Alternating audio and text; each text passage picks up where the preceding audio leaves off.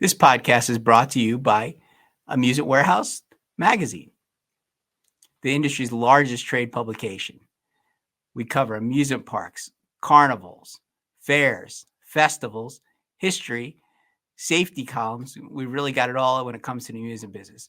Only remaining print publication in the amusement industry on a regular basis. So if you're interested in what the amusement industry has to offer, subscribe today. You can subscribe by logging on to amusementwarehouse.com, carnivalwarehouse.com, or amusementparkwarehouse.com.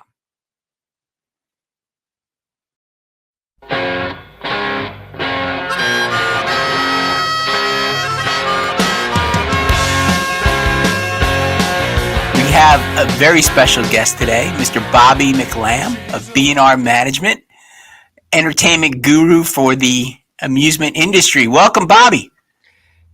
Thank you, Ron, but it's artist and attractions. What did I say? I used an S? You said B&R Management. Oh, that's right. You're artist and attractions. That's right. I'm old school. I remember old days. So, Bobby, we were just talking off air about the new postage stamp that I guess you were at the unveiling of the postage stamp for the carnival industry. How was that? Was it a good time? It was pretty neat. There was a lot of folks from the U.S. Postal Service there. There was a representative OABA was there. The first postage stamp ever to promote and support the carnival industry. And the stamp is called Carnival Nights. It was revealed and debuted Thursday night. And they did the unveiling in front of the Ferris wheel down in Biloxi, Mississippi at the summer fair. That's great. What is that? Who plays that? Is that a name event down in Biloxi? I'm not sure who the carnival was. Who the carnival was? What? So it was like a scheduled thing. You were invited to it and everything. Yes, absolutely. And the OABA, and that's pretty neat. So they made a big deal about it. The U.S. Postal Service made a pretty big deal about it. Yes. That's great. And so it's going to be available all over the country or just regionally or where? That's my understanding, all over the country. Well, that's great. That's great. So you can ask for it at your local post office. And I guess if people still are mailing letters, they can use the postage stamp. But it'd be a cool thing to collect for sure. Absolutely is. And they were kind enough to give us all a first edition issue. Those that participated, it was a nice event, very well nice event. That's pretty neat. And you were invited too. That's really special. That's an awesome thing. And you were right on the front end a little bit when you said B&R Management, because when this company formed 45 years ago, we were strictly a management company. And we were B&R Management for a number of years. And then we moved the management side and the booking side together and merged it, and it became Artist and Attraction. So you were somewhat correct. You do remember the old school days. I remember the old school. I have a hard time with that, changing names and things. My first grade teacher got married once, and I used to always call her by her maiden name all the time. It just changes an interesting thing. So that you were the first with the postage stamp, but you were also I think it's a cool story. You were the last on a very, very famous person. You had the last promotion, didn't you, in Richmond, Virginia, with someone in the day? You're thinking about Frank Sinatra. I am. The show, that was his next to his last show when he was in Richmond, and he actually fell off the edge of the stage. His last concert performance was in Wilmington, North Carolina at Trask Coliseum. But yes, Artists and Attractions was fortunate enough to be the agent and promoter for that event. That's really cool. That promoting something like that, is that just like otherworldly? I mean, it's Frank Sinatra. Does he have a lot of demands? Is he pretty easy to deal with? How is something like that? That's got to be really exciting to do. Ron, I found him very, very easy to deal with. He was very kind to me. You were pretty well told up front, what to expect. He was not a well man during those last days. And of course, it was very touch and go the day of the show, whether he was going to be able to perform or not. I got a telephone call saying he had got on his private jet in LA and he was on the way. So that was a good sign. And of course, when he landed in Wilmington, North Carolina, we had a police escort that escorted his limousine from his private jet to Trask Coliseum, and then escorted him back after the concert. But he was just a delight to work with, and of course, that's a once in a lifetime opportunity. That's a really, really special story to have to be to work with somebody like that and last. I mean, you've worked with a lot of famous people over the years, but that's truly a special thing. That's pretty amazing. You had touched on starting 45 years ago. I don't even know the story, but how did you get started in the industry? How did things get started, and what made you want to be in this industry?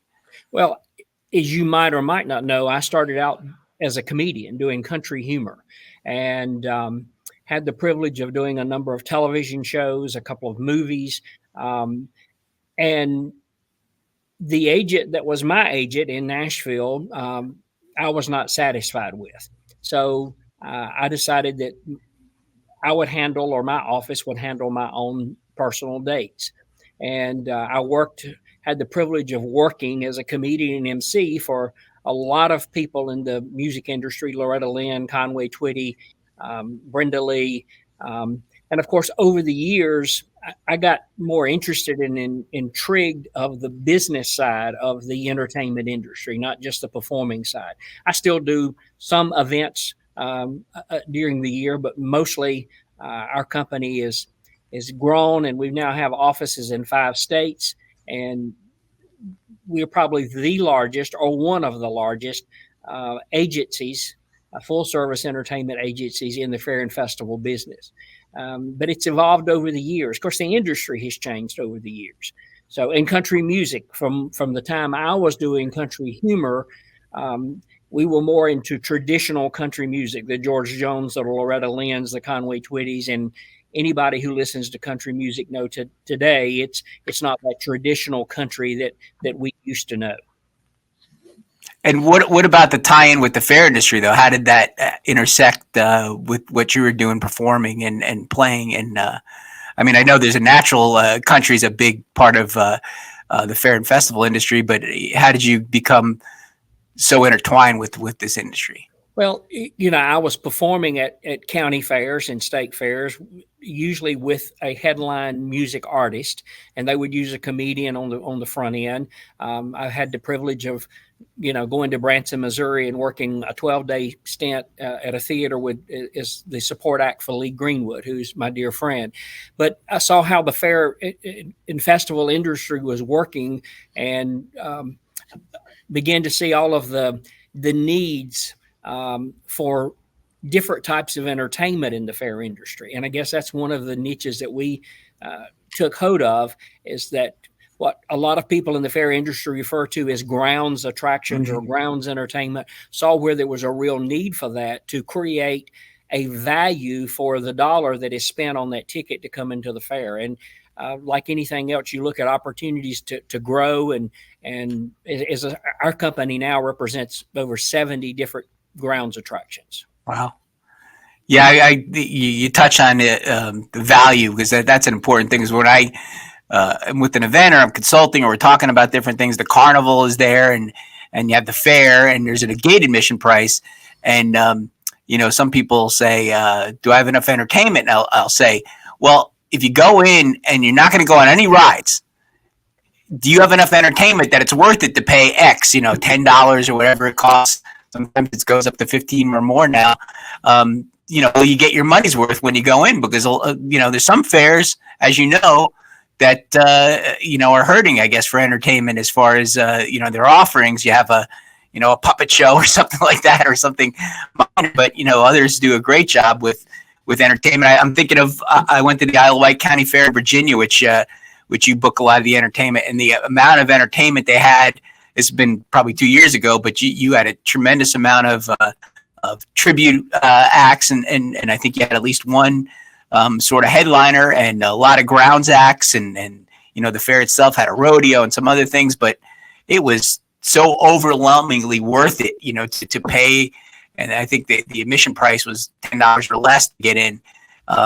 You just were amazed by how much there was to offer, and I know you had a big part in convincing them to do that. Years and years ago, I helped start that fair when they were just sort of on the road, and I hadn't been in a while, and I just couldn't believe how much had been transformed.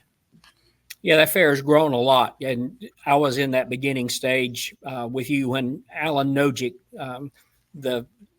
who is no longer, unfortunately, with us, decided to restart that fair, and they did it at the old courthouse grounds, as you well remember, on a big open lot. And it has grown so that they moved the fair to a major park there in Isle of Wight County. The fair has really grown and expand, but I hear so many fairs to say our attendance doesn't ever grow, or our attendance has begun to decrease. What can we do to increase the attendance? You've got to offer them, if you pay $10, $12 to go to a movie, you're going to get something for your ticket. You're going to get to see the movie. And that movie's going to be over with in, 90 minutes, 2 hours. You go to the county fair or the state fair and you pay $10, $15 to get in. It's hours and hours and hours worth of entertainment that is there for you. If you don't want to ride or if you don't want to eat, you've got to create a value. If there's not a value, people this day and age are going to go somewhere else to spend their money. Mm-hmm. Yeah, it can't just be a cover charge for the carnival or a cover charge to go and pay again to eat. The entertainment has to play a really, really big role in that. And that's sort of where you come in and others like you to bring that entertainment, bring that value. With music itself, with concerts, I guess at fairs, that industry's changed a whole lot, I guess, since you started. Country used to be, inexpensive, and could make money with it, and the industry's just changed so much. Country's still a big part of it, I guess, but it's not the unbelievable, I guess, value that it was back in the day. Can walk us through that a little bit about how much things have changed? I know this should be a long answer because it really has changed so much over the years, but and maybe mention a few acts that you still think are great value that can really still draw and are still sort of affordable. Well, Ron, you're right. It has changed a lot because it used to be years ago when you could take a young up-and-coming artist that had just had a top 40, top 20 country single out. They were looking to get radio airplay. They were looking to get that fan following. So you could actually get those acts to agree to come out and perform I remember the days that county fairs when they first got started, that you could take acts like Lady Antebellum and Rascal Flatts and the Band Perry, and you could buy those acts for $10,000, $12,500, $15,000, and you could draw massive numbers to the fair to see those acts. And if you booked them in January or February and they continued to climb up the charts, they still honored those contracts come August, September, or October. And those days have really changed. You get an act now who's got a top 20 single, they want $35,000, $40,000, $50,000. That is very difficult for especially a small county fair to be able to afford, because you've got production costs on top of that. You got catering costs on top of that. You got stage, you got sound and lights. And then you got to consider the weather issue. Are you indoors or are you outdoors? If you're outdoors, you're taking a big financial risk. If it's pouring down rain and nobody comes to the fair that day, you still have to pay those artists. A lot of the county fairs, especially, have decided that I can take and book 3 or 4 or 5 grounds attractions to play the fair, the entire run of the fair, performing 2 to 3 shows a day for what it would cost me to bring in one up-and-coming new country act to do one 90-minute concert. So a lot of the fairs have decided to phase out of the music, or at least decrease the number of shows they were doing, and have gone more to the grounds entertainment. Be it a circus of some type, be it racing pigs, be it whatever. There's so many grounds attractions of all types out there anymore. There is still, a lot of acts that can still sell tickets and still draw people. again, each market varies to where your market is and whether you're indoors or outdoors. You've been in the fair industry a long time. You've seen the genre, even the genre of music. You get some areas, contemporary Christian is very big, especially with church youth. You get to other markets, contemporary Christian is not big. You get to some markets, country's not big. They're looking R&B or they're looking classic rock. So the fair industry has changed a lot from the 50s and 60s when it was primarily all country, and you saw that at every county fair and every state fair. Some state fairs, I take North Carolina State Fair, for example, that used to have major headline names every night in the Dorton Arena. They don't have any major headline acts anymore. They've gone strictly to all North Carolina acts. Their whole promotion is goodness grows in North Carolina, and they're showcasing North Carolina entertainment instead of spending $50, $60 to $100,000 a night for a concert name in the Dorton Arena. So the industry has changed tremendously.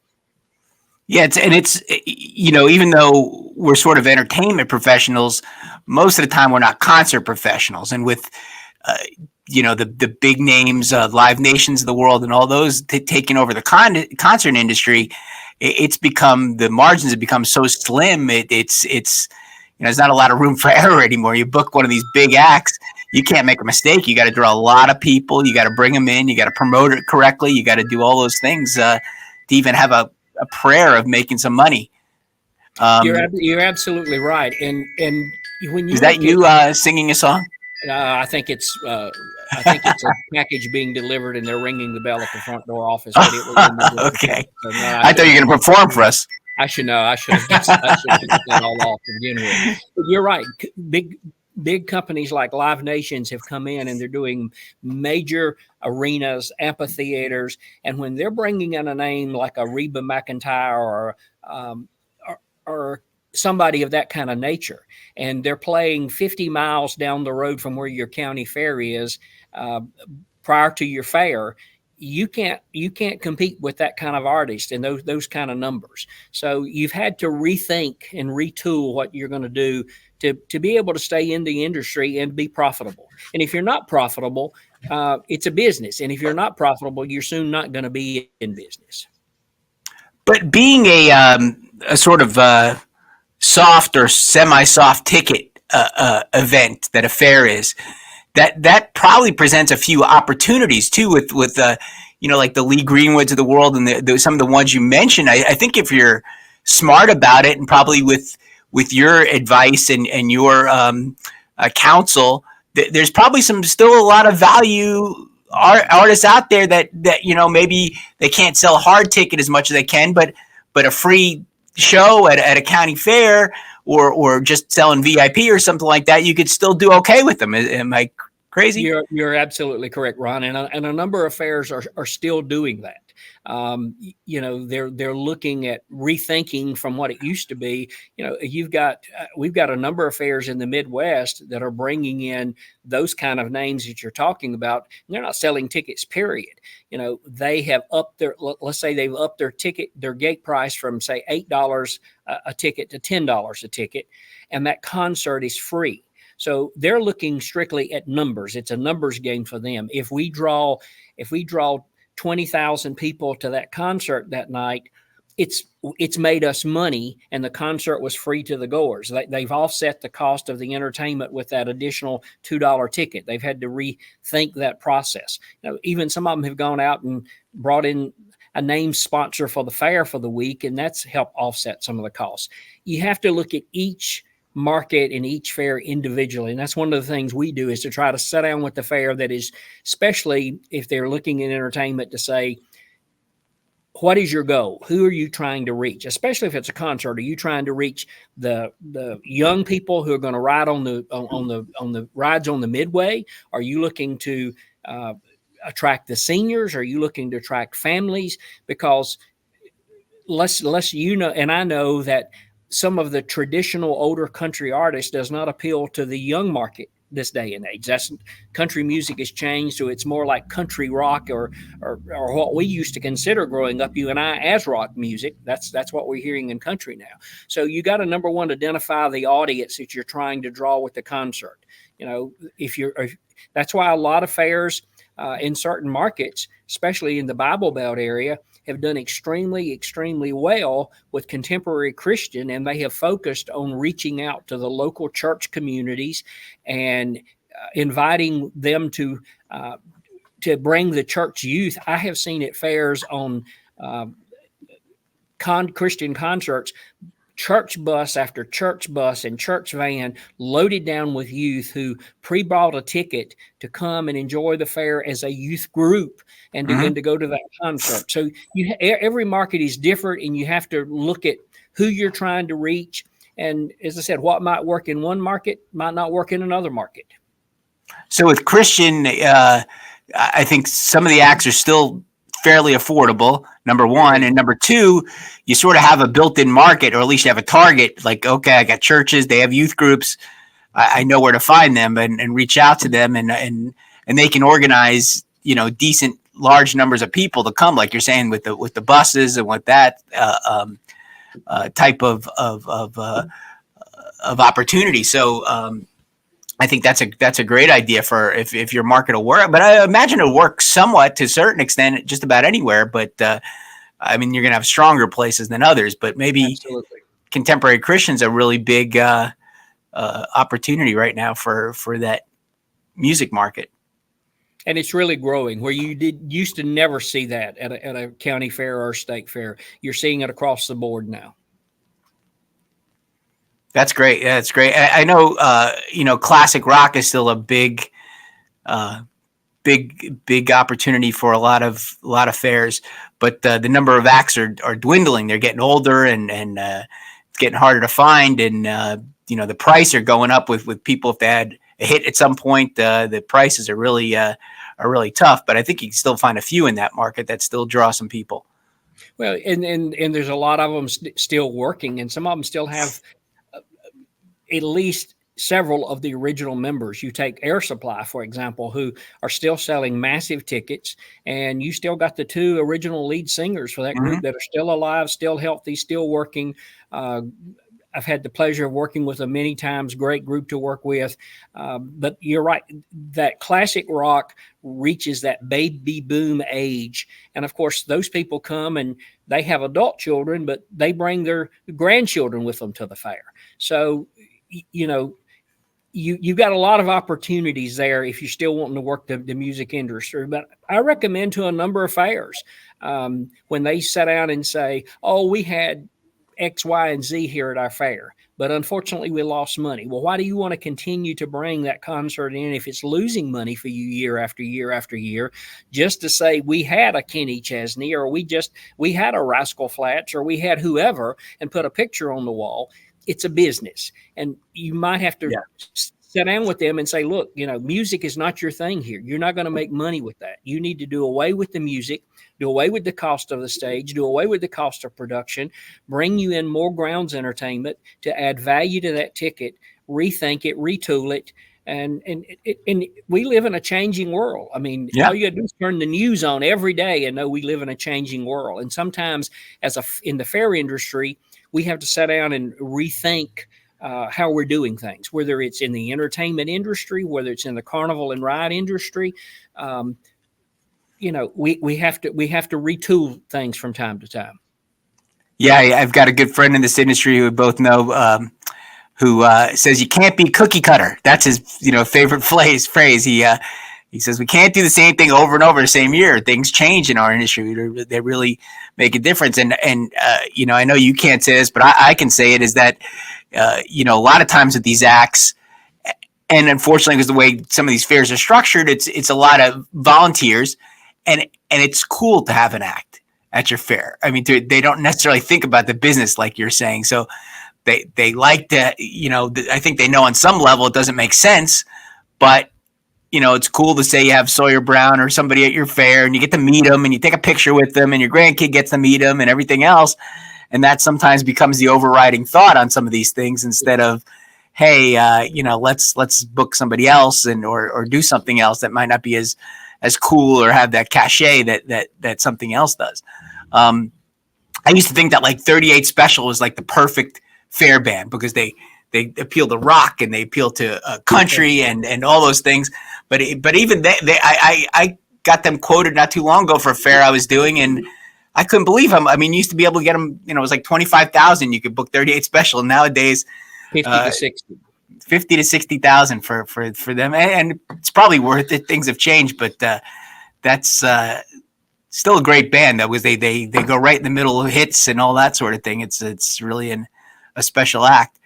Well, and people don't understand the cost of travel has gotten so outrageous. Yeah. I mean, by the time if they don't own their own buses, and most artists anymore have gone to the bus leasing, and time you lease a bus, and the way a lot of the bus companies run are working, where you used to lease a bus for one night off, now they want to, especially since COVID, because during COVID, nobody was touring, nobody was working. A lot of these big bus leasing companies sold off a lot of their buses because they were just sitting there and they needed the cash flow. And now they want a 3-day rental for a 1-day event. If you're renting that bus in Nashville, you leave today with it. Okay, you got to pay for today. Concert is tomorrow, so you got to pay for that day. You coming home the next day, nobody can use the bus. So you're tying that bus up for 3 days, and now they want a 3-day bus rental. You got to pay for the fuel. You got to pay for the driver. You got to pay for the cleanup. You got to pay the band. When you start adding all of those costs up and see what the artist is truly putting in their pocket at the end of the day, it's nothing like what people think it is. Yeah, and you basically, it has to be a routed situation, right? I mean, doing a fly-in or a one-off, those aren't even tenable in any way, right? I mean, anymore. It's pretty difficult. You can still get lucky, I think, in certain cases where you get something routed. You might be able to find an opening in the route where one of your fares just fits perfect and it makes a lot of sense for the artist, so they might be able to get a bargain. I think that, if you're smart about it and you have a person like yourself who is knowledgeable in routing in the industry and things like that, you could still find a bargain here and there, but you got to work at it. It's not easy like it used to be, I guess, to a certain extent. The acts, there's a fair I do in New York, which you've booked bands at before, but I mean, back in the 80s, and I mean, we used to have Metallica, Van Halen. I mean, we had every big act at that fair, and it was huge. It was a lot of fun. But as the festival market and the big players came in, it just was impossible. And we had a guy who was a sort of promoter, a businessman who wanted to be in the concert business. He tried one with a big name country act and flew him in. And I mean, he lost more money than you and I might make in a lifetime. I don't know. And you and I know about that whole event and that whole situation too. Yeah. It's, I'll hear fairs to say, well, years ago we had Reba McEntire. I have a contract that hangs in my office of one of the first dates that my company did with Tim McGraw. And at that time, Tim McGraw was just getting started. He played a fair. The contract hangs in my wall where he played this particular fair for less than $5,000. Wow. And now you're talking about an artist now who is in the $900,000 range, but popularity has also gone up. It's so funny because Pam Daniger, who works with us, that used to be the entertainment director at the State Fair of Virginia, has on her phone as her screen is a picture of her and Cole Swindell when I had Luke Bryan, her and Luke Bryan, when I had Luke to play the State Fair of Virginia. And way back then, I think that concert was about $25,000, and now with Luke Bryan getting over $1 million. But some fairs say, well, I had so and so back so and so. Well, those days have changed. Yeah, we actually look. I think he made a bid on somebody huge, like Metallica. I mean, it was like you're just making numbers up. Like, I'll give you $2 million or $4 million. It's just a crazy. I don't know if there's any reality that's tied to it, but I think famously, it might have been when I was just coming into the industry, Billy Ray Cyrus. It was one really good example of what you were saying before, because he got booked at a ton of fairs, at least as I understand it. You can correct me, but he got booked at a ton of fairs, and then Achy Breaky Heart blew up. But he honored all those contracts, right? He played the places he did, and just goes to show you what kind of industry it is and what kind of people are in it. And I admire those people for keeping their word, who made a contract and an agreement, and it was booked months and months in advance. And you're right, before that song became a major hit, their price had gone up 3 or 4 times from the time that date was Yeah. booked. But they were the kind of people to hold their word and to show up and to honor the date, and that you have to admire in people who. And this wasn't a guy who had a top 20 hit or something. This was like an unbelievably successful song. I mean, it was like a crazy, and he was playing little county fairs that he promised to play, which is really cool. I think one other thing, I'm fascinated with the music stuff, but I think another thing that people don't really think about a whole lot is when you talk about music festivals, right? We think about the headline artists and then buying them up and getting them. But I think what we don't think about sometimes are the downline acts, because those festivals need, other acts that have a few hits or something else. I was involved with a pretty big music festival in Chicago one time, and there's a band, an alternative band, the Violent Femmes, who I happen to love from college and stuff. But they played a set at this music festival I did, and I know what they used to get at certain places, and they told me what they paid these guys to play an hour, and it was like 4 times what they'd get, anywhere. And I just was like, that, I even thought then that's going to be driving those prices up like crazy if you get enough festivals. So those acts that have a hit or two that you can put on the bill and it looks good, behind the big giant act you have up top, that affects things too, I would imagine. Absolutely. And especially if it's a music festival, because you're talking about pretty much multiple hours of music. You've got to have somebody besides your headliner. And so we call those support acts. And those support acts do mean a lot to the bill. Yeah, and where they were affordable one time, you could have got somebody for a reasonable price, because they get picked up, and there's so many festivals nowadays. They get picked up by these festivals and get, I don't want to say overpaid, because God bless them, they get the money they can get, but compared to what the market will bear at a county fair, and then they go to, you make an offer on them, and they're like, oh no, we're getting 2 and 3 times that, and there's no way a county fair could possibly make money with it. So that correct. Rises everything up. So it's a tough industry. What if I'm booking an act though? Are there still niches like classic country, some of the older artists, the comedy? I know is popular in some things. What still do you think are the the sort of hot places or the places you think are the best value nowadays in the music or the entertainment performance industry? Well, as you already said, classic rock is still very, very strong in the market. Some fairs with what I call classic country, names like Diamond Rio, Sawyer Brown, 38 Special. You would have to call those classic country, because they're not modern country. Sawyer Brown out, doing our anniversary tour this year. Those acts still draw strong numbers. As we done talked about the contemporary Christian, another big thing in the marketplace this day and age, Ron, is tribute bands. There is a lot of tremendous tribute bands out here, like Hotel California, Salute to the Eagles, and I could go down the list and name 100 of them who you can truly afford, who are going to come out and do a great concert for you with all of those hits for a whole lot less money.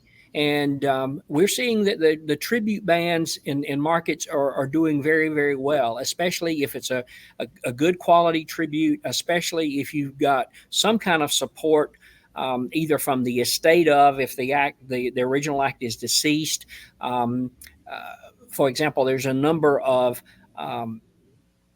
tribute acts out here that acts that have retired. For example, Elton John, who's no longer touring. There's several Elton John tribute acts out here, 1 or 2 in particular that he has endorsed and has given his blessings on that the show and the quality of the show, since they're doing his music. If you've got that, or a Michael Jackson tribute show that his estate has supported or endorsed, there's some good market out there in tribute bands. Yeah, 100%. I mean, I personally book some for some of the acts that I do. And then, frankly, in some cases, they're better than the band themselves. Where you have a younger singer who could still hit the notes and do some of the older songs that they maybe can't sing anymore. It's some of them are fantastic. I mean, really, really fantastic. They play a great show and they're affordable. That's the other important thing is they're very affordable. Absolutely. But their stage shows are great. I mean, really, really great. And and really some of these actual band like Foreigner comes to mind right away. They are essentially a tribute act. They have one member who sometimes plays with them. I think 38 Special is. Do they have an original member? They might have one. One, yeah. So a lot of them are if not tribute bands, are close to tribute bands at this point. Themselves. Well, so and especially some of the R&B acts like the Spinners or the 50s acts. Yeah. A lot of those 50 acts. The original members have died out as far as original members. I think about Bill Pinkney's original Drifters. There's some members of that group that was with Bill Pinkney 35 years and are still working, but there's not an original Drifter still living, but they carry the name on and the shows are fantastic, but you don't have any original members. So you could literally say they're a tribute act if you wanted to say that, but they still do own the legal rights to use the name. Right. Yeah. That's the thing you got to be careful of too. When, the group goes out here and just puts themselves together and start using the name, do they have the legal right to that name? I mean, just cause I go out here and get me 4 guys and dress them up and I want to call them the Coasters and put them on a stage doesn't mean that they have the legal right to use the name the Coasters. Are you going to get into a legal situation down the road by doing that? Well, working with a good entertainment company and agency knows who has the legal rights to those names and who don't. I even saw in a situation, fortunately, it was not one of my fairs or one of my clients, but the fair got, the day of the concert, got a cease and desist letter from a judge saying that the concert could not go on because they did not have the legal rights to the name. And of course, then the fair had no concert that night. And so you got to be careful when you're booking an act that you know what you're doing. Yeah, no question. And those 50s acts, like you're saying, my mom loves that kind of music. But I brought her one show. The one guy they wheeled him out in a wheelchair. That was still one of the original music. They wheeled him out and he sang a couple songs, but not most of them. But to trace the lineage of those acts, you need a genealogist practically. I mean, it's like unbelievable. This one was involved for this many years, and then that one, and it's correct. They're great performers. Whoever they have now, I guess, even the Beach Boys, they have 1 or 2 guys left most of the time that sing with them. So, there's quite a bit of goings on. You got to pay attention. You got to know what you're doing because it affects the popularity sometimes too. Because when you don't have the original members or as many people, do they draw as much as they used to, and that kind of changed over the years. I kind of mentioned it before, but what about comedy? Is comedy still? As a comedian yourself. Well, the comedy industry has changed, and in my opinion, it's not as strong in the fair industry as it has been in the past. I remember my friend, the late great Jerry Clower, who played just about every county fair there was in the industry. I remember. Because he had the name, and of course that was considered more the traditional country market back in the 60s and 70s when Jerry was playing all of those. You get now the Bill Invalls, whose price is so outrageous that most county fairs can't afford anymore. To me, the comedy thing is, and comedy has changed. Fairs, or most of them, are not wanting your typical comedy club comedian to play the county fair because it's a family-friendly audience and they want a family-friendly show. Yeah, that's a big factor, is to make sure they work clean, right, and can do what they're doing. So yeah, maybe a Jim Brewer or somebody like that who works pretty clean. We booked him in Orange County. He actually did pretty well, and he was fairly affordable. He's real popular up in the Northeast for sure. Right. I don't know how he do every place, but He was actually a great act too, because he walked around the fairgrounds before his show, and a lot of his set was stuff he kind of just made up right before the. Yep.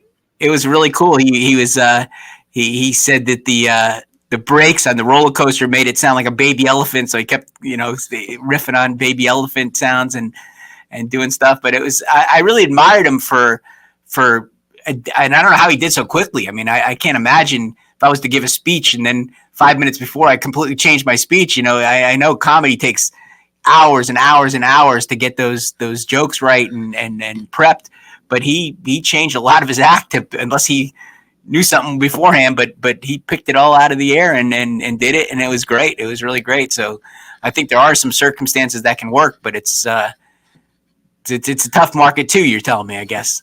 Well, and what would work in Orange County, New York, might not work at Isle of Wight County, Virginia, and vice versa. So every market is different.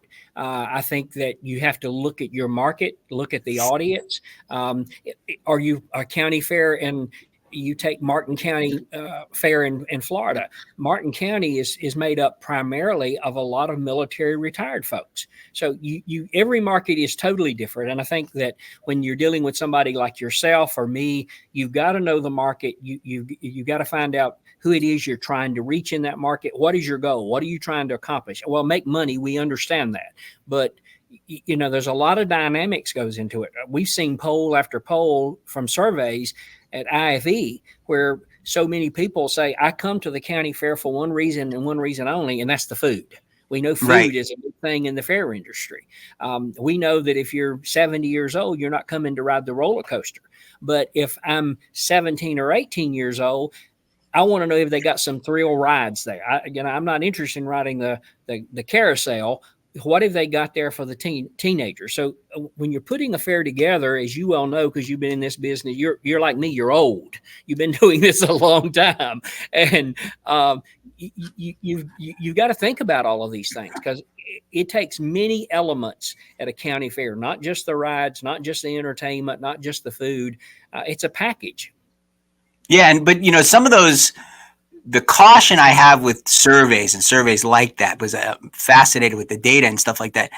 If you don't have that good entertainment, or you didn't have something to draw those people, and then you say, "Why'd you come to the fair?"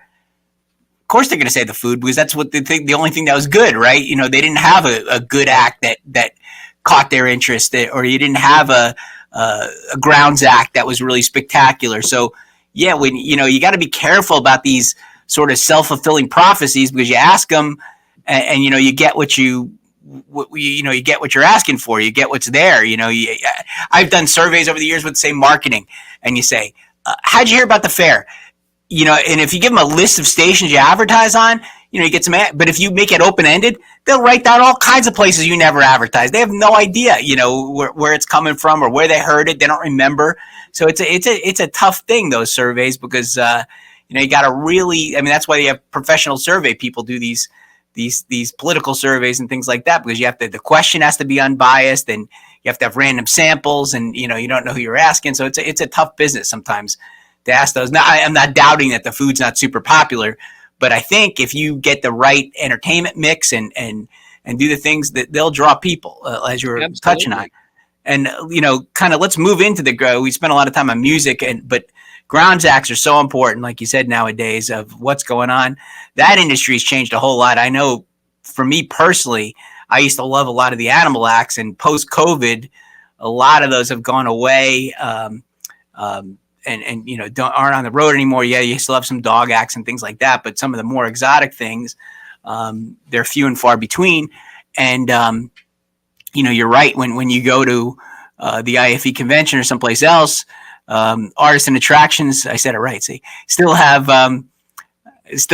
so many booths full of acts. I mean, you're really a big player in that industry. So, how has that changed, and what's going on now with the grounds act, the free acts, as we call them, in the industry that you see?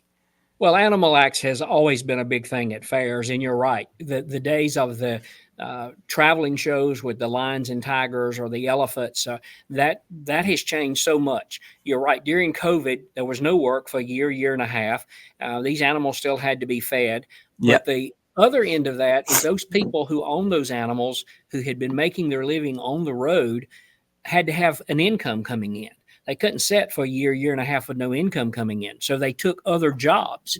And therefore, they found when they got into those other jobs, they didn't have the animal rights people to have to deal with. They didn't have USDA or wildlife to deal with. They had job security where they were at. They had benefits. So they chose that, this is going to not last forever. So a lot of them did not go back out after COVID. And the whole animal thing has changed so much. I mean, now if you've got an exotic animal show, there's so many states that don't allow exotic animal shows in that That's state. true too. You got to cross state lines. You've got to get permits to cross state lines in certain situations.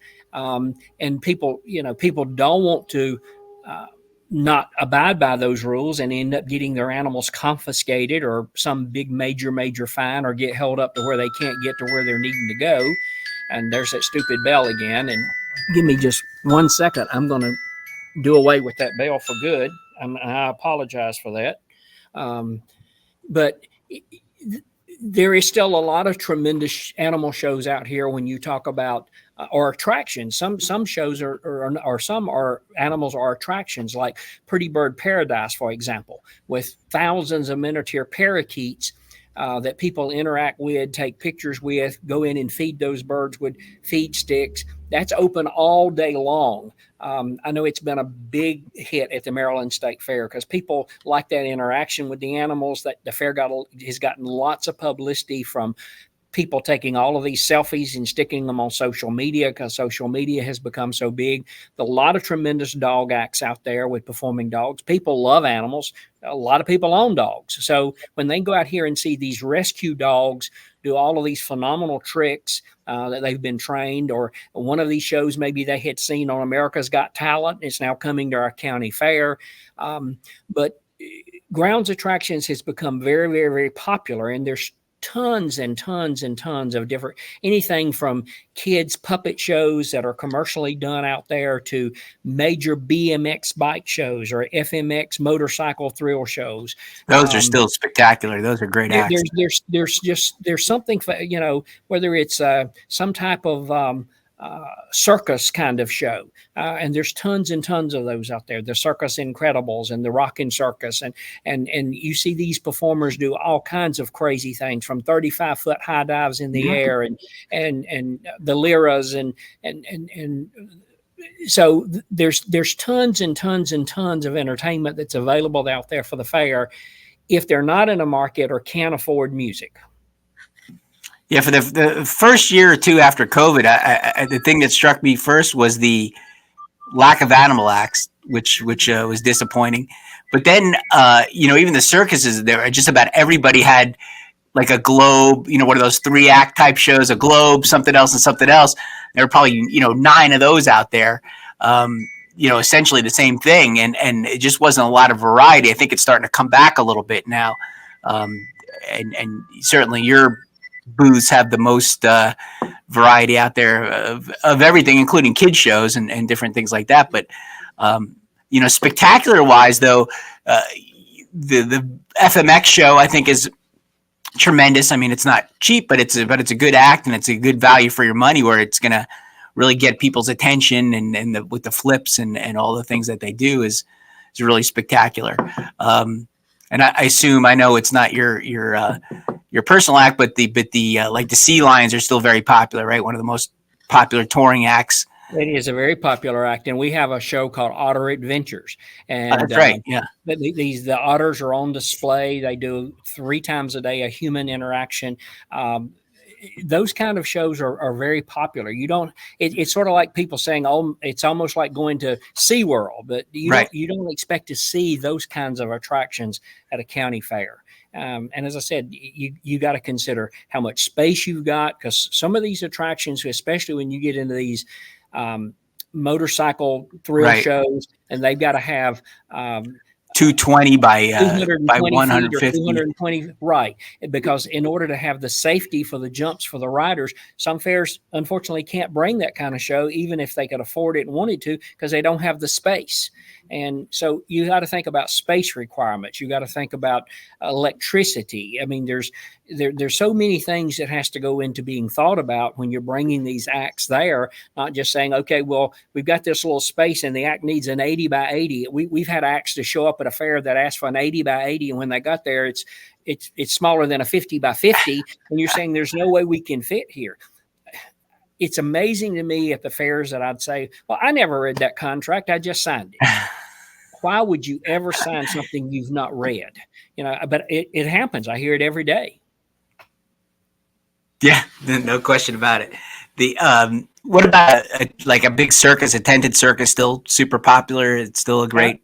Absolutely. I can name fair after fair this year that we have a large tent circus. And fairs are using that, Ron, not only for entertainment, they're using it as a publicity and advertising thing for them. Because one particular fair that we've got, that they're saying you buy a ticket to the fair, you also get the circus free. And so it's like going to a big top circus. So you're getting 2 attractions for the price of 1.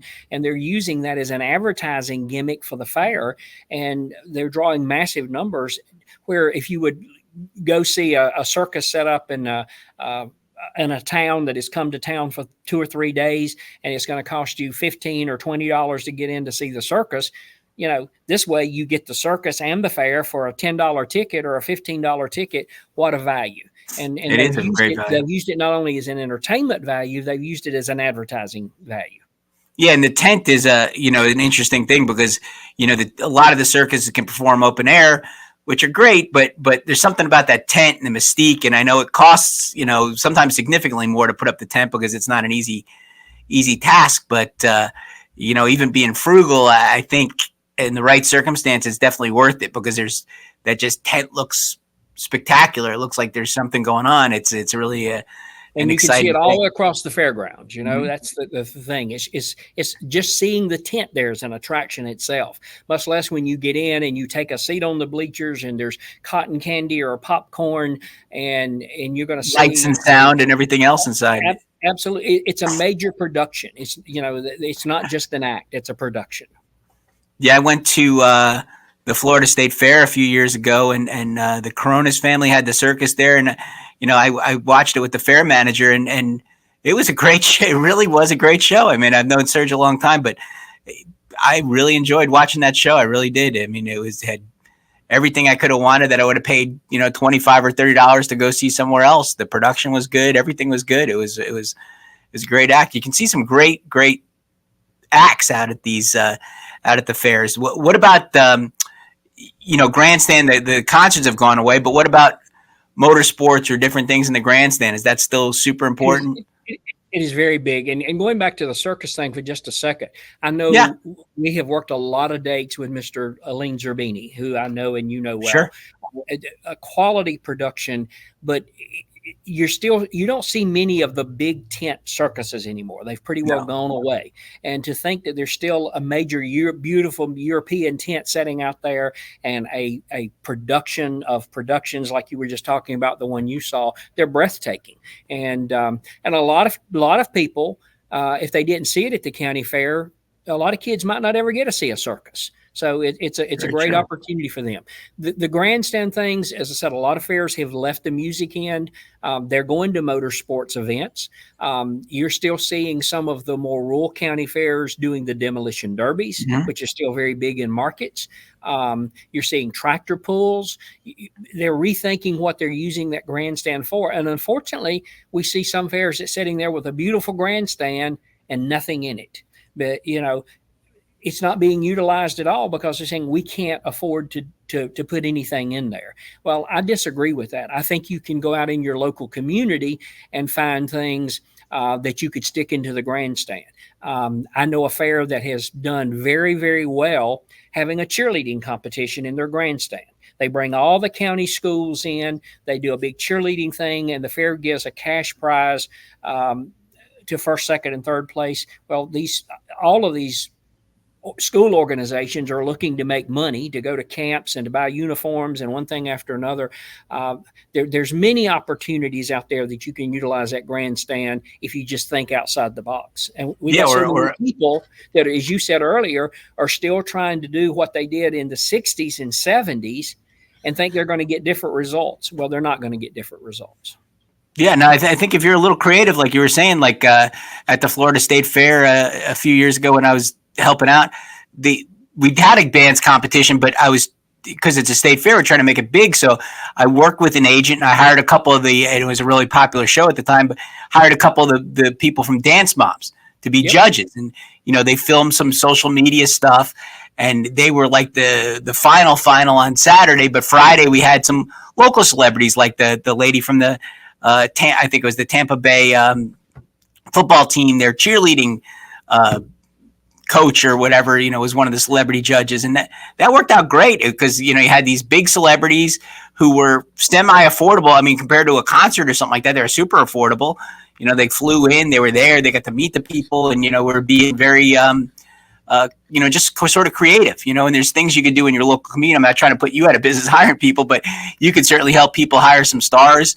There's some of these Disney or Nickelodeon show stars you can hire to come and do meet and greets and things like that. So if you're a little creative and you're thinking outside the box, there's a lot of opportunity to do some things. Well, and I want the fair to be successful. I want them to make money because if they don't make money, they don't stay in business. And if they don't stay in business, I lose a client. You lose a client.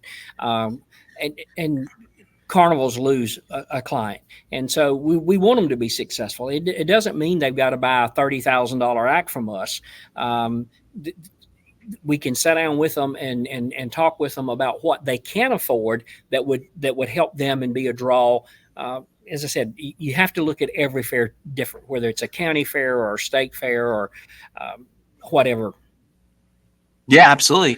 So, we've only got a few minutes left, but where do you see the entertainment going for fairs? What do you see in a couple of years? What's going to become more prevalent and what's going to kind of go by the wayside a little bit? I think you're going to see only the big fairs stay in the music industry because they're going to be the only people that can afford to stay in the music industry. I think you're going to see more and more fairs when they leave the music industry, go more to the grounds entertainment. I think you're going to see more grounds entertainment out there because a lot of acts are seeing the financial opportunities in the fair industry, maybe who've been in the circus industry for years. Mm-hmm. I get calls all the time from people that used to be with Ringling Brothers and they've got an act. Well, number one, I'm not looking an act. I'm looking a show or a production.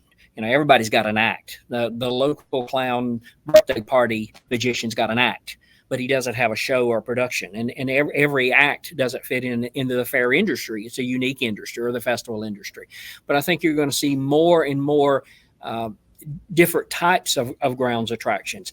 I think you're going to see a lot of fairs go by the wayside. I think you're going to see, I know, in my state, when I joined the North Carolina Fair Association, we had then approximately 52 county fairs and a state fair.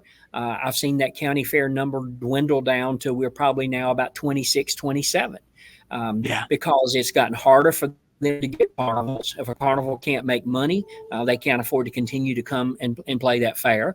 You can't have a fair without a carnival. So I think you're going to see the number of fairs in the next few years become less and less. It's going to be like the old saying, only the strong survive. But the only way to stay in business is to sit down and think about what do we do young and new and different and innovative. And I ask every fair, have you got a junior fair board? Well, no. Well, you need one. You can't. You're 80 years old. You need to be thinking about new ideas and who's going to run this fair when you're gone. I see a lot of civic organizations. The American Legion fairs and the Lions Club fair and the American Legion. They're not growing members. So it's older. Fair board, the youngest member be 80 years old. After a while, there's not going to be a fair there if there's not some young new blood. Yeah, I one thing you really caught my attention. My daughter, who works with me now, came into the industry, and we went to one of the conventions in your state that you're talking about, and there was one person in particular that she had talked to about ticketing, and that person, when I first got in the industry, I thought was like a senior, older member of the industry. I said, he's still around. He's still running the fair, but he's an older guy who probably is not really in tune with what's new and what's going on. And it's, there has to be some younger blood, definitely, for sure, going on. But absolutely. Well, I appreciate your insights and all the information you gave. It was really an exciting hour we've had. Can you believe it's been an hour? Time flies when you're having fun, and I appreciate the invite and the opportunity, Ron. No, it's great. I'm glad you could get on, and you gave even me a lot to think about with the entertainment and where things are going, because it's a tough little puzzle to do sometimes. Well, just remember, I'm only a phone call away. That's right. Call Bobby for the axe. But again, thank you so much for everything, and appreciate you mentioning Alan Nojic too, who's a good friend of both of ours, who we both miss. We'll talk to you soon, and I'll see you soon, I'm sure, before too long. Take care, Ron. Thanks so much. Thank you. Bye-bye. This podcast is brought to you by Innovative Ticketing is the ticketing source made for the amusement industry. Our staff of professionals can guide you through your setup, assist with customer service, even on the weekends when you most need it, and help increase your sales through promotions that work. Innovative Ticketing is the ticketing source made for the amusement industry. Sign up today at innovativeticketing.com.